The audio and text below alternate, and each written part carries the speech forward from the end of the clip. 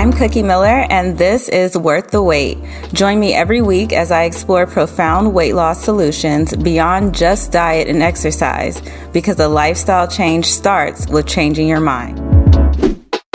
This week's podcast is sponsored by Cookie Miller Coaching, a holistic online weight loss coaching service that aims to help professional women of color who have 30 pounds or more to lose. This program is for the woman who has tried everything and is serious about making a lifestyle change.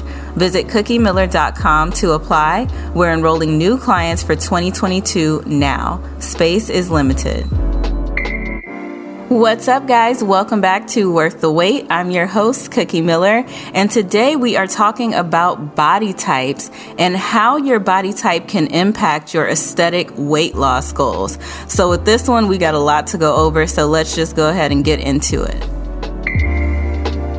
So first, let's talk about why we need to know what our body type is. Why is this even important? Well, over the years of working with hundreds of women to transform their bodies, I have seen just about every body type that there is. And I've learned that so many women have unrealistic expectations of what their bodies will look like post weight loss. So with that said, one of the most important reasons to know your body type is to help you to set realistic expectations. I know it's the age of Instagram, and there are a lot of people that are expecting their body to look like that of a fitness influencer. And to that, I have a few questions that I want you to consider for yourself. So those questions are, do you have their body type? Do you have their shape? Do you carry your weight the same way that they do? Number 2 is to believe half of what you see. Just a few weeks ago, I saw a video of a girl on a fitness photo shoot, literally stuffing her leggings with butt pads, like at the fitness photo shoot. Okay. Number 3, on a more extreme note, some people are on Instagram selling booty building programs, and they clearly have had surgery. Okay. So you have to be able to at least have a keen eye to know and understand that some of the things that you're seeing are just not real or realistic. Number 4 is, are you willing, ready, and able to put in the amount of work that it takes to look like that influencer that you're looking up to? You have to remember that fitness influencers, trainers, instructors, we do fitness for a living. And I can remember, like, back when I was very, very lean, many people would consider that to be a goal body. But a lot of people probably wouldn't be willing to do what it takes to get to that level. I mean, even now, I'm not willing to do it at this point. So back then, I was teaching classes several times a day.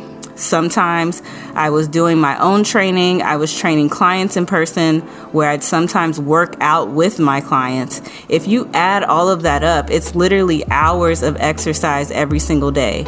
And to be honest, it was really doing too much, but maybe we will talk about that in another episode. The next thing is to remember lighting, angles, filters all play a part into how somebody looks online. I'm sure that you know your angles too, and you share photos where your angle is flattering. So you have to remember that most people are showing their best selves on social media. Now, before we get into these 3 main body types, I will say that many people can be a part of more than one body type. You will more than likely be stronger in one type than the other. So the purpose of this is just to give you an idea of what your primary body type is. And of course, I will give you some real life examples of these body types to help you compare. So the first body type we're going to talk about is the Mesomorph body type. This is going to be individuals who have like a medium-sized bone structure. They're usually athletic and can hold on to a significant amount of lean mass or muscle. And that would be someone like maybe a gymnast or a sprinter. This is more widely known as the hourglass shape. So this is where you have the broad shoulders, the slimmer waist, and then the proportionate hip to shoulder ratio to create that hourglass figure. Some real life examples of this body type would be Serena Williams and Halle Berry. Now, I chose these two because even though Halle is smaller in frame, the body is still the same. And that's important for you to know. It's less about the size or mass and more about how the weight is distributed. So this profile leads to propensity for muscle gain and the maintenance of low body fat. So as a result, a lot of mesomorphs do really well on a very mixed diet consisting of a good balance of carbohydrates, proteins, and fats. With this body type, there's a few things to note when it comes to weight loss.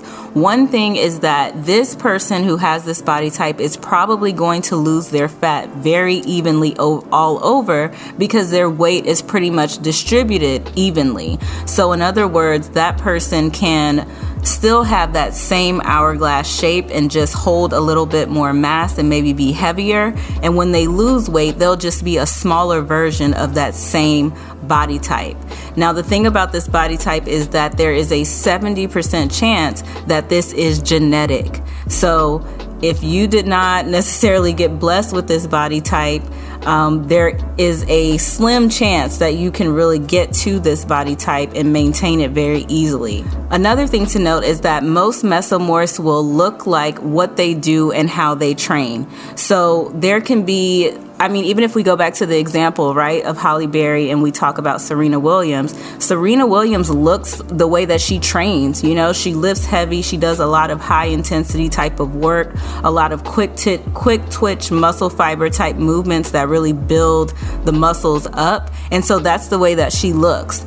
We've seen some of what Halle Berry does, or at least I've kind of seen some of what she does. And she does like a lot of Pilates and things like that, aside from the most recent thing she was doing. I think she was training for a movie that was like a boxing movie. So that's a little bit of a different figure. But in general, she does like a lot of Pilates, a lot of like hiking and things like that. So lower intensity, but still very good workouts. And you just see the difference in the type of body that produces. The next body type is the ectomorph. This is going to be individuals who are usually very thin. They have a smaller bone structure and typically have thinner limbs. So think about endurance athlete. This profile is also linked to fast metabolic rates and a higher carbohydrate tolerance and needs. So not only does this body type tolerate more carbs, but it generally needs more carbs to actually maintain their weight. So as a result, ectomorphs do really good, like I said, on higher carb diets. So in other words, if you're listening to this podcast, this is probably not your body type, but it is important to understand this body type so that you're not comparing yourself to someone else's genetic predisposition. Ectomorphs tend to be taller than average. They're usually the person that you see who can eat everything and not gain an ounce of weight. And with this body type, just like with the previous body type, there is a 70% chance of this being genetic. So again, this may not be a body type that you can like work your way into necessarily. Most people who are like this are just born like this. Now, some examples of that body type would be Jada Pinkett Smith and Willow Smith. And also Zoe Saldana has a very ectomorph body type. Now, remember in the beginning, I mentioned that sometimes people can be both. Zoe Saldana would be an example of like an ectomesomorph, where she's put on a bit more of muscle at this point, even though her natural or primary body type is an ectomorph. You can say the same thing with Jada Pinkett Smith. A great example, and an example that I gave my clients is if you look at Willow before she started to work out with her mom and how very like just tall and slim she was, versus how she looks now after having worked out with her mom, you can see that she's starting to develop more of that mesomorph type of hourglass shape, which was really just something that they were able to build in the gym. The next body type is the endomorph body type. These are going to be individuals who are characterized by a larger bone structure with higher amounts of total body mass and fat mass. So think about like power lifters. They're very, very strong, but they tend to be very round, right? They are generally going to be less active and are not as efficient at burning excess calories as the two previous body types that I mentioned. So this profile leads to a greater propensity to store energy, meaning calories or fat. So both in lean and in fat compartments. It also leads to a lower carbohydrate tolerance and needs. So this is literally the exact opposite of the ectomorph. So as a result, endomorphs typically do best on a higher fat and protein intake, with carbohydrates being better controlled. Endomorphs tend to carry weight mainly in the belly. So if you've ever seen like my before and after photos or have compared my before picture to yourself, this is my body type. So unlike the other two, endomorphs only have a 30% chance of this being genetic.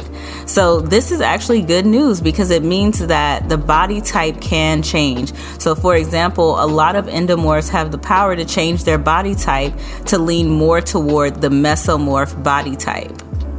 So I am an example of this. I'm an example that this can be changed. It can be confused that this is all genetic, and in some cases it is. But if that's the case, how is it that I could end up with more of a Mesomorph body type out of my entire family? It's really just because of the lifestyle changes that I made versus the decisions that the rest of my family made or continue to make. It's not necessarily a genetic disposition to be an endomorph, at least not in all cases. So aside from myself, other examples are Issa Rae, and I like to give these two examples that I'm giving because both of these people have had their own weight loss stories. So again, Issa Rae and Jennifer Hudson are both really great examples of the endomorph body type. And I give these examples because you can go back and look at their before and afters and really get an idea of how their bodies changed. So today we talked about why it's important to know your body type, and then we talked about the three main body types, so endomorph, mesomorph, and ectomorph body types. Now, if this episode helped you to figure out your body type, shoot us a DM with what that body type is, and we'll send you the recommended macronutrient percent intake. We are at Worth the Wait Podcast on IG, and if you could use some help, some 101 help with actually losing weight for your specific body type, apply for coaching at cookiemiller.com. Thank you guys so much for listening to this week's episode of Worth the Wait. If this episode or any of our episodes have helped you, please consider leaving us a 5-star review. You can also take a screenshot and tag us on IG at Worth the Wait Podcast, and we will repost. I'll talk to you guys next time. Bye.